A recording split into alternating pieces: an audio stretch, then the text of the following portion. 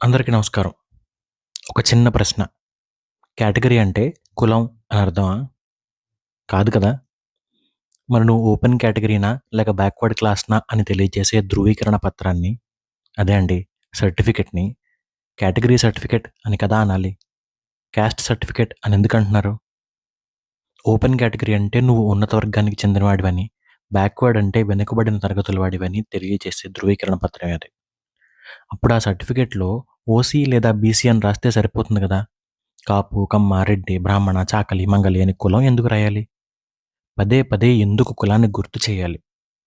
ఇది కులాన్ని తరువాత తరాల మనసుల్లో మరింత బలంగా నాటడం కాదా? ఇలా చేసుకుంటే అసలైన కులరహిత సమాజాన్ని ఎప్పటికి చేరుకోగలం? జన్మనా జాయతే శూద్రః సంస్కారాత్ విజృంభతే.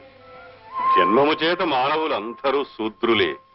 వారి వారి సంస్కార ఫలితంగా వర్ణాలు ఏర్పడతాయని ఉపదేశించాడు. చాతుర్వర్ణం మయా సృష్టం అని కూడా అన్నాడు కదా!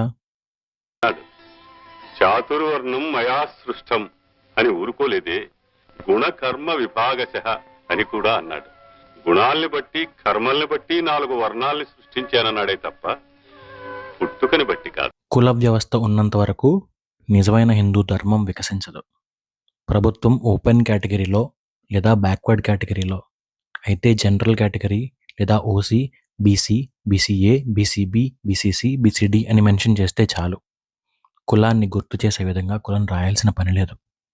కుల ధృవీకరణ పత్రాలు ఇకనైనా రద్దు చేయండి. అవసరమైతే వర్గ ధృవీకరణ పత్రాలు మాత్రమే ఇవ్వండి.